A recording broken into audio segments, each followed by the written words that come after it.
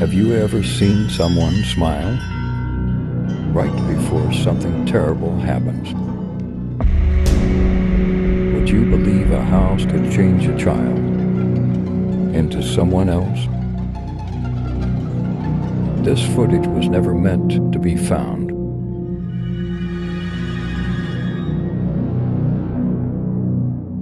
The story of Claire and her son Noah was buried for a reason. But we're going to show you everything, even the parts they tried to erase. Because once you see what's in the basement of 40 to Hillview Lane, you'll understand why no one stays there for long.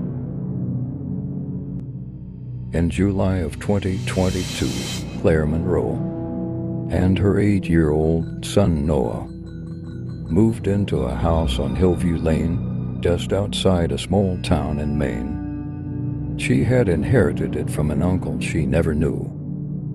Her plan was to renovate it and sell. But from the moment they arrived, something felt off. Noah began acting differently, quiet, withdrawn. He'd stare at corners, whisper under his breath. At first, Claire thought it was just the stress of moving to a new town, a new school. But then the drawings started, and it was always the same thing. A square all black, and 2 white circles at the bottom, eyes. He called it the quiet man. She asked him who that was. He said, "He comes out at night." Claire set up a camcorder in his room just to ease her mind. What she saw wasn't just sleepwalking. Noah would wake up around 2 a.m., walk to the far wall, and stand there still for hours. In the footage, you can hear something. A faint sound, like whispering, like breathing. Claire started sleeping in Noah's room. She always hears footsteps in the hallway, but when she checked, nothing. One night, the camcorder caught something new. At 3:17 a.m., the lights flickered. She went out to confirm what was happening, and noticed a shadow moved across the hallway, even though no one was there. Then Claire went back to the camcorder to watch what it had captured. Claire watched the tape over and over. Noah standing still, in that exact same spot, 3:17 a.m. every night. No blinking, no swaying, just frozen, like something else had pressed pause on him. And then the whisper. She started staying up every night, watching through a crack in her bedroom door. On the 3rd night, she saw it. Noah was not alone.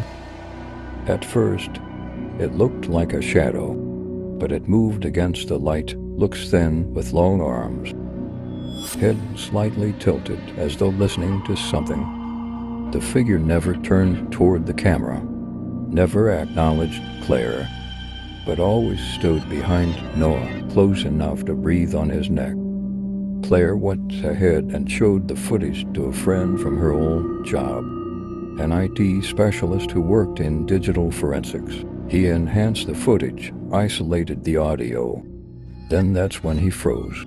"There's another voice," he said, layered beneath Noah's, but it's reversed, like someone speaking backwards. Claire asked what it said. He paused. "It's counting." "Counting what?" The man offered to run more analysis. But the next morning, Claire found her laptop fried. Blue screen. Hard drive corrupted. When she tried calling him, no answer. Later, she got a text from an unknown number. It read, "Stop watching him, he doesn't like that."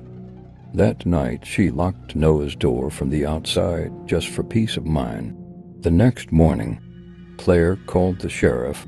He said the house had a history. There was a boy named Eli Parker who lived there in 1992, same age as Noah. He went missing, never found. His room, same one Noah slept in. That one sentence from the sheriff changed everything. Claire tore through old documents, property records, anything that mentioned the Parker family, and in a box of forgotten police files, she found it. Eli's school photo. A boy with tired eyes and shaggy hair just like Noah's. But what caught her breath was the photo's background.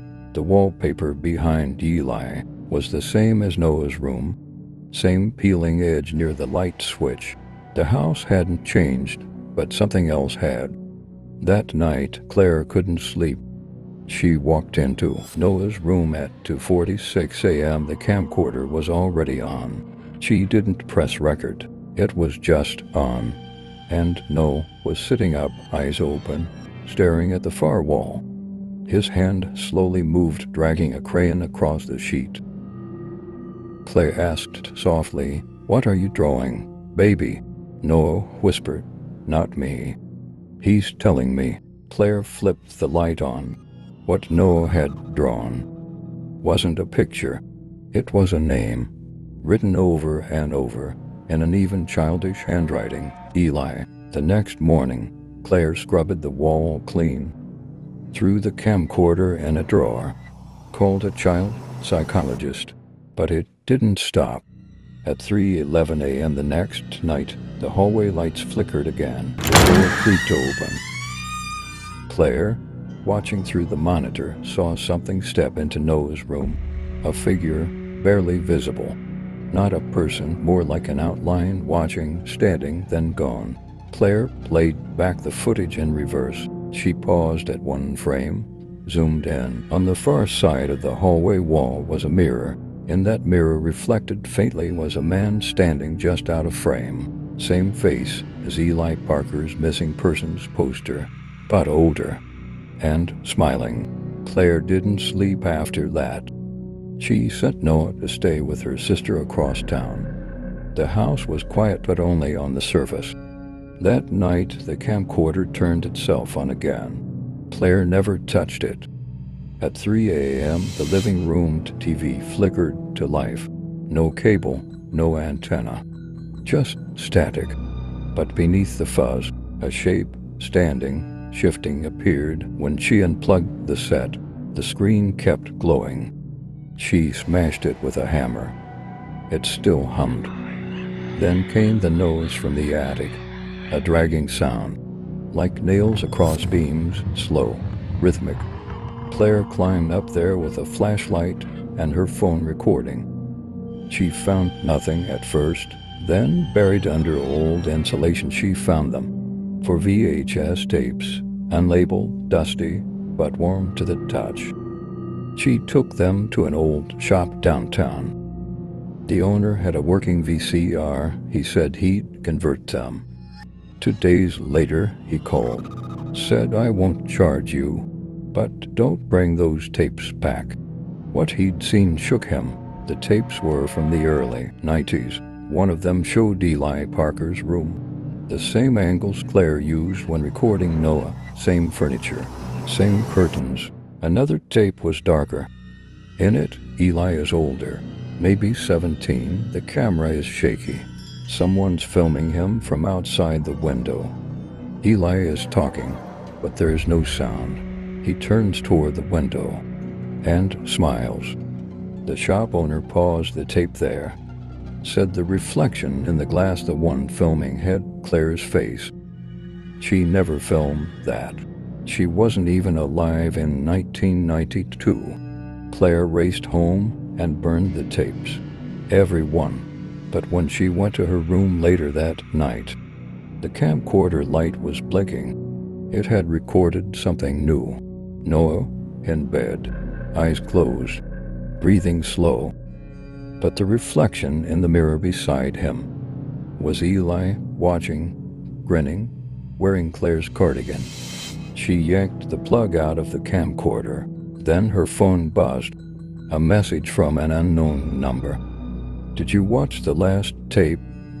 Claire moved out the next morning, took Noah, and left everything behind. Months later, the new owners of the house posted a listing online. Photos of the rooms. One caught her eye. Noah's old bedroom still had the same curtains, the same marks on the walls. But what froze her wasn't the room. It was the mirror. If you zoom in, right by the edge, there's a man standing behind the reflection, half seen, half smiling. And if you look even closer, he's holding a camcorder. They say mirrors show more than reflections, but only if you know where to look. So tell me, did you see him? Rewatch carefully, and if you did, don't say his name out loud. Just leave a timestamp in the comments.